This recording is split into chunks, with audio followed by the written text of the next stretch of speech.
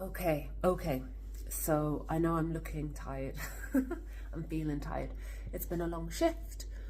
Um, but I was asked an interesting question, which was when is the best time to go home after having a baby? Um, and to be specific, it was when's the best time to go home after having a baby and struggling with feeding. And I would say, where possible, stay in.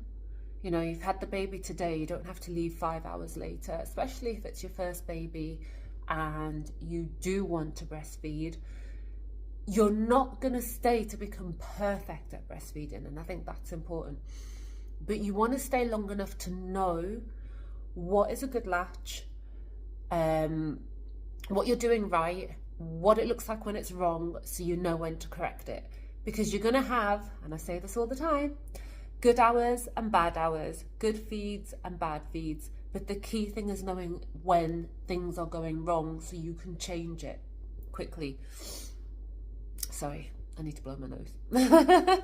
So my answer is just basically, once you feel confident enough that you know how to hold your baby and you know when it's not a good latch and when it's a bad latch, which you will know in a couple of feeds. The other thing I wanted to address that somebody asked me, a baby that has jaundice, and we have done blood tests and the baby needs to stay maybe another 6 to 12 hours waiting for the next blood test.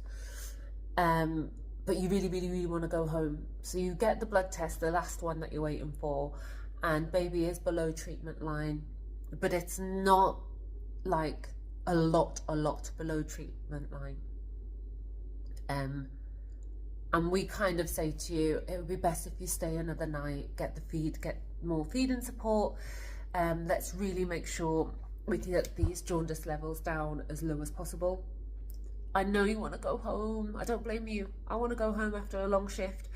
But it's better to stay and get things sorted so that you don't have to come back.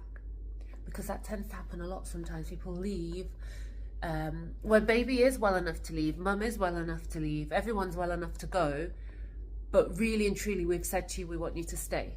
So there's a reason for that, because actually mentally you are more frustrated when you have to come back and you're readmitted into hospital.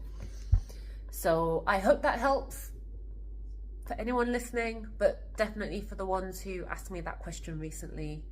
I hope that helps you. Now I'm going to go and blow my nose, have a shower.